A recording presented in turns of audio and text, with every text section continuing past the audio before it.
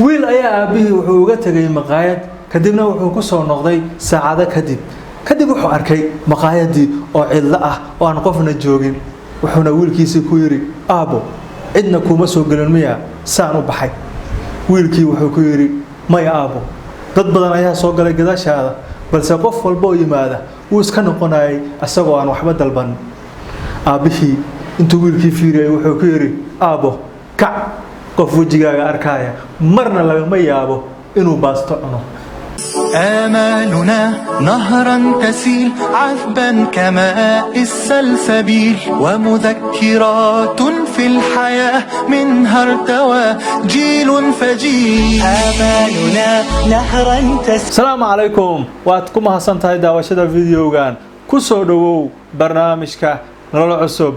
magacaygu waa Yuusuf Sakiin ma jiro dunidan qof kaligiisa ku nool qofkaas oo aanan cidna ku xiriirin qof kasta oo naga mid ah waxa ku xiriira qof kale qofkaas oo doonayo inuu si fiican u fahmo inuu kasbado jaceelkiisa hooyadu waxay doonaysaa inay si fiican u fahanto oo na kasbato jaceelka ninkeeda iyo caruurteeda aabaha wuxuu doonayaa inuu si fiican u fahmo oo na kasbado jaceelka xaaskiisa iyo caruurtiisa caruurtuna ayaguna waxay doonayaan inay si fiican u fahmaan oo na kasbadaan jaceelka waalidkooda ardaydu waxay doonayaan inay si fiican u fahmaan oo na kasbadaan jaceelka macallinkooda macallinka wuxuu doonayaa inuu si fiican u fahmo oo na kasbado jaceelka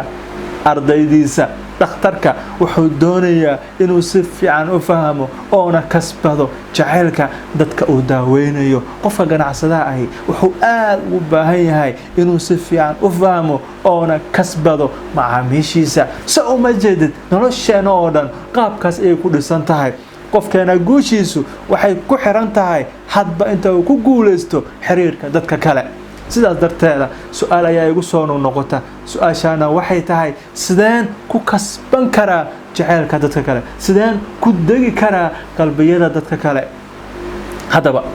maanta waxaan kula wadaagayaa talaabooyin cajiib ah talaabooyinkan oo hadda nafsadaada ku dabaqtid kuna socotid kulana dhaqantid dadka kale aan ku damaana qaadayo inaad degaysid qalbiyada dadka oo dhan inay ku wada jeclaanayaan hadaba maxay yihiin talaabooyinkan cajiibka ah talaabooyinkan waa 10 talaabo waxaana kala soo baxay buugayga sidaad ku hanan kartaa dadka jaceelkooda in daqiiqad ka yar hadaba aynu bilowno talaabada koowaad jeclow nafsadaada haddii aad doonaysid inay dadku ku jeclaadaan marka hore adiga jeclow nafsadaada jaceelka meesha ayuu ka bilaamayaa nafsadaada aad u aragtaa markaad muraayada isku fiirisid qofkaan aad u jeedid ma yahay qof aad jeceshahay horta haddii adiga aadan jeclayn dadkuna ma jeclaanayaan ogow midaas qofkaan meesha kaaga muuqda haddii adigaba hadda aad necab tahay dadkuna ma jeclaanayaan jaceelka meesha ayuu ka bilaamayaa ma ku qanacsan tahay ma ku faraxsan tahay qaabkan alle uu ku abuuray subxaanahu wa tacaala qaabkan quruxda badan indhahan quruxda badan timahan quruxda badan sankan quruxda badan qaabka alle ku sameeyay ma ku faraxsan tahay ma ku qanacsan tahay ma jeceshahay ma ku kalsoon tahay aqoontaada kartidaada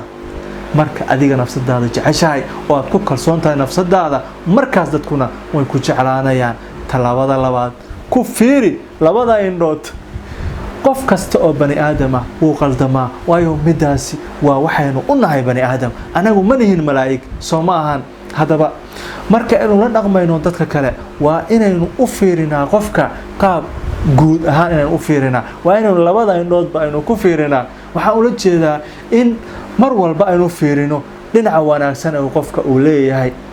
inaynaan diiradda saarin oo kaliya dhinaca aan fiicnayn oo aynu meeshaasi weynayno meeshaasi ka dhigno wax aad u weyn oo na yarayno dhinaca wanaagsan ee qofka uu leeyahay ogowna mid qof kasta wuxuu leeyahay dhinaca wanaagsan oo aad u badan iyo dhinaca yar oo aan wanaagsanayn balse anaga mushkiladeenu waxay tahay waxaynu boonbooninaa waxaynu weynaynaa dhinaca yar ee aan wanaagsanayn waxaynu iska ilownaa iska indhatirnaa dhinaca wanaagsan ee aadka u badan hadda kadib markaad dadka la dhaqmaysid dadka ku fiiri labadaada indhood ka fiiri labada dhinacba qofka ku ammaan dhinaca wanaagsan ee uu leeyahay ku dhiirageli qofka si uu hore ugu socdo dhinacan kale soo ma ahan indhaha ka laabo waayo dhinacan adiga iyo asagaba isku mid ayaa ka tihiin soo sidaas ma ahan waayo anigaba waan qaldami lahaa anigaba waan la imaan lahaa qaladkaasi haddaba aniga asaga qofka isku mid ayaynu ku nahay meeshaas balse dhinaca wanaagsan ayaa aniga muhiimadeedu tahay dhinaca wanaagsan ayaan ku dhiiragelinayaa ayaan ku ammaanayaa ayaan ku jeclaanayaa marka dadka aad ula dhaqantid qaabkaasi oo aad mar walba ka fiirisid dhinac wanaagsan ay leeyihiin waxaad degaysaa halkaas qalbigooda ayaad degaysaa talaabada saddexaad uga sheekee sheekadooda aad ay muhiim u tahay fiiri maanta aniga haddii aan ku hayo maanta oo dhan aniga waxaan ahay aniga saas ayaan ahay aniga sidaasaan ahay waxaan hubaa inaad kala cararaysiin soo sidaas maaha waan hubaa midaas sababtoo ah fiiri bini aadamku sidiisa wuxuu jecel yahay inuu asaga sheekadiisa uu maqlo ee ma jecla qof kale sheekadiisa inuu maqlo saa darteeda marka aad la dhaqmaysid dadka qofka aad la sheekaysanaysid uga sheekee sheekada uu jecel yahay ma ahan mid adiga aad jeceshahay raadi marka horeba qofkan waxa uu jecel yahay waxa uu aadka u rabo marka dooro adiga mawduuca uu qofkaas uu jecel yahay had doorani mawduuc adiga aad jeceshahay had adiga muhiimadaadu ma ahan midka adiga aad jeceshahay waxaad jeceshahay waa jeclaanaysaa weligaaga balse uga sheekee qofka waxa uu jecel yahay si aad u kasbatid una soo jiidatid waa sirtu waa midaas inaad qofka uga sheekaysid sheekada uu jecel yahay inaad asaga ka dhigtid inuu kuu sheekeeyo in badan oo sheekadiisa aad siisid ihtimaam iyo daryeel markaas ayuu qofka ku jeclaanayaa talaabada afaraad dhegeyso sheekada hataa haddii aad hore u maqashay qof ayaa kuu imaanaya wuxuu kuu sheegayaa sheeko uu aaminsan yahay inaanan jirin qof kale oo og balse keligiisa uu og yahay marka uu kuu bilaabo sheekadii waxaad ku leedahay ha waa maqlay waan aqaanaa waan ogahay qofkii wuu iska aamusayaa qofkii wuu yaryaraanayaa qofkii hadalka ayaad ku dhejisay sidaas ma fiicna haddii aad doonaysid inaad kasbatid qofka kale jecelkiisa qofka aad la hadlaysid jecelkiisa waa inaad u daysaa qofka ha kuu sheego sheekada ka soo qaad adigoo markii ugu horeeya maqlaya soo ma ahan waayo qofna ma jecla midaas qofna ma jecla in hadalka lagu dhajiyo waayo qof kasta wuxuu rabaa inuu dareemo muhiimadiisa inuu dareemo inuu yahay qof aad muhiim u ah marka adiga qofka aad dhageysanaysid oo aad danaynaysid sheekadiis macnaheedu waxay tahay qofkaasi waan ku danaynayaa qiimo weyn ayaad ku leedahay agteeda qof muhiim ayaad ka tahay agteeda haddaba hadda kadib marka uu qof kaaga sheekeeyo sheeko aad og tahay sheeko hadda aad soo maqashay marka uu kaaga sheekeynayo qofka oo uu ku malaynayo inaadan ogeyn ka soo qaad adigoo aan maqlin markii kugu horeysa maqlaya dhigaha u raarici si fiican u dhageyso mid taabiciintii kamid ayaa wuxuu yiri qof ayaa wuxuu iga sheekeynaya sheeko aan ogahay xadiis aniga aan garanayo iga sheekeynaya balse waxaan ka soo qaadayaa sidii aniga oo markii ugu horeysay maqlayo waa midaas sirtu wuxuu fahmay ninkan wuxuu fahmay sirta lagu galo qalbiyada dadka soo ma jeedid haddaba qaabkaas samee talaabada shanaad noqo dhageysta fiican waa mid aynu aad ugu baahannahay haddii aynu nahay Soomaali soo maahan waan hubaa midaasi haddaba fiiri Allah subhanahu wa ta'ala wuxuu nagu abuuray laba dhagood iyo hal carab macnuhu muxuu yahay macnuhu waxay tahay si aynu u badino dhageysiga una yareyno hadalka badan haddaba fiiri qofkeena wax ma baranayo marka uu hadlayo balse wuxuu wax baranayaa marka uu wax dhageysanayo sidaas ma ahan bani aadamku ma jiraan waxay ka jecel yihiin in la dhageysto qof kasta oo naga mid ah wuxuu jecel yahay qofka dhageysta qofka ihtimaam u muujiya waayo dhageysigu wuxuu ka turjumayaa in qofkaanu agtaada muhiim u ka yahay sidaas ma wax marka dhageysanaysid waad qiimaysay wax ma dhageysanaysid macnaheedu waxay tahay adiga waxa tahay qof agteeda qaali ka ah haddaba maanta laga bilaabo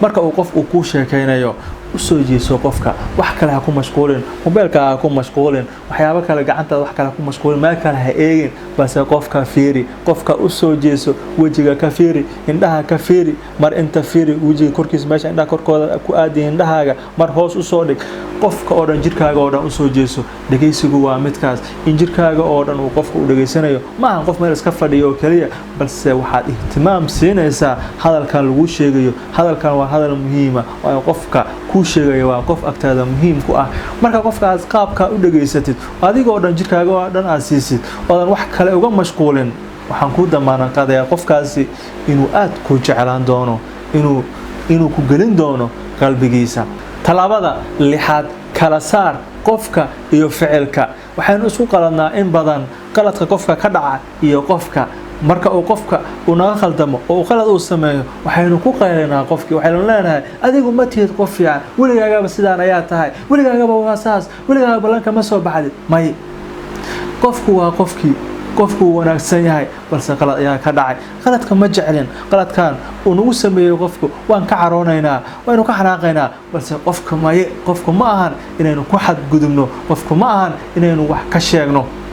marka aynu qaabkaas dadka la dhaqmayno waa huwa inaynu kasbanayno jecelkooda ninkaaga ayaa wax u dirsanaysaa uu ka soo iloobaya weligaaga waxa lagu dirsaday ma keentid mar walba sidaan ayaa tahay shakhsiyadii qofka ayaa weeraraysaa sadarteeda kala saar shakhsiyada qofka iyo ficilka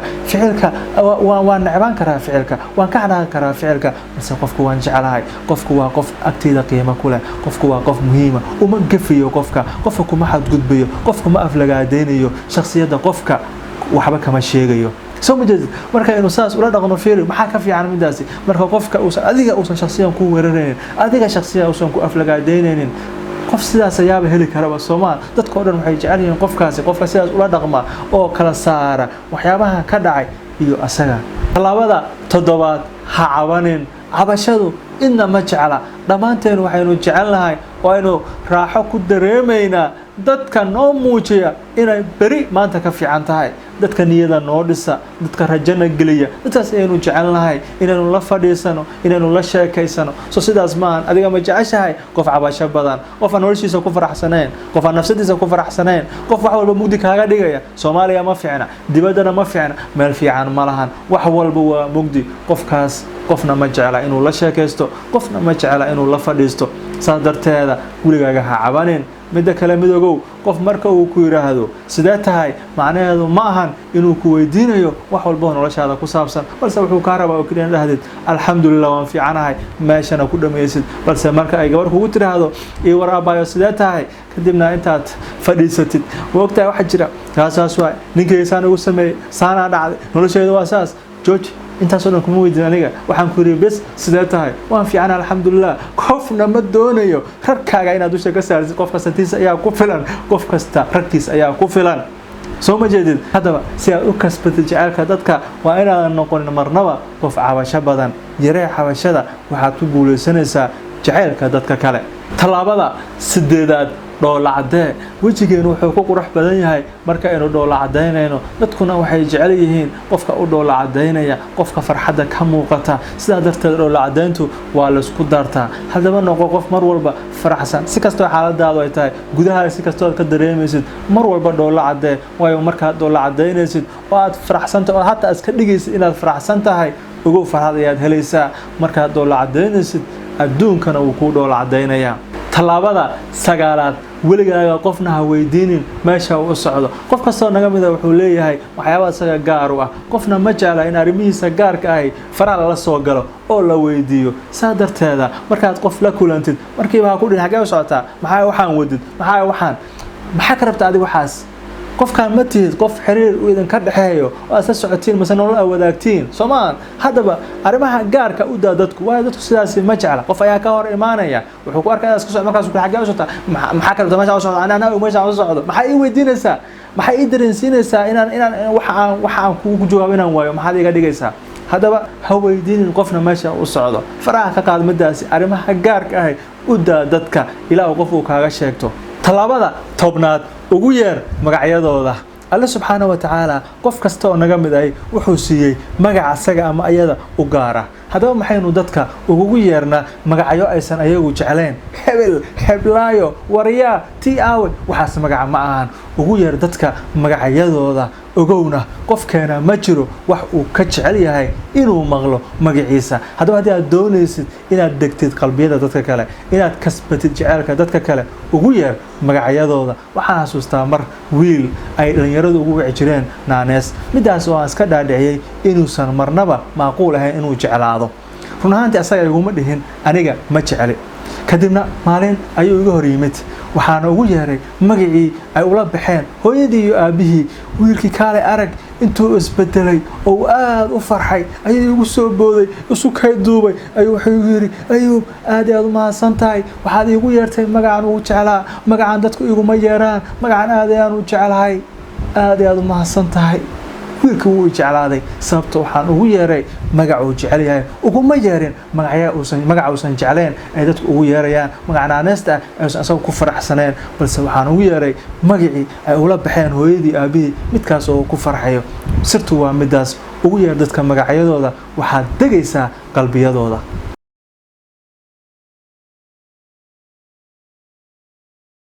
dadku waxay jecel yihiin oona geliyaan qalbigooda qofka nafsadiisa jecel kuna kalsoon qofka ku caawiya guusha iyo horumarka qofka uga sheekeeya ayaga sheekadooda qofka ugu yeera magacyadooda qofka u dhagaysta si fiican una muujiya ihtimaam iyo daryeel qofka aan cabanin ugana dhiga berito inay maanta ka fiican tahay qofka dhoola cadeeya oo faraxsan qofka aanan faraha la gelin oona weydiinin arrimahooda gaarka ah ku dabakh nafsadaada tallaabooyinkan kulana dhaqan dadka waxaad dhex fadhiisanaysaa oo aad degaysaa qalbiga dadka oo dhan suubanaha sallallahu alayhi wasallam asaga oo na baraya qaab cajiib ah oo aynu ku kasbanayno jacaylka dadka wuxuu yiri ma idin tusiyaa wax haddii aad samaysaan isku jeclaanaysaan salaanta dhexdiina ku faafiya faafi salaanta faafi farxadda faafi wanaaga faafi jacaylka bilowna maanta waxa aynu ugu yeerno nolol cusub aad ayaad u mahadsantahay نمضي على سنن الهدى وعن المبادئ لا نميل بالعزم نجتاز المدى ونسابق الدرب الطويل افرض وجودك في الحياة وكن كما وقع المطر وانثر حروفك في السماء نورا كما ضوء القمر بالعزم هيا نمضي سويا نسمو ونرقى فوق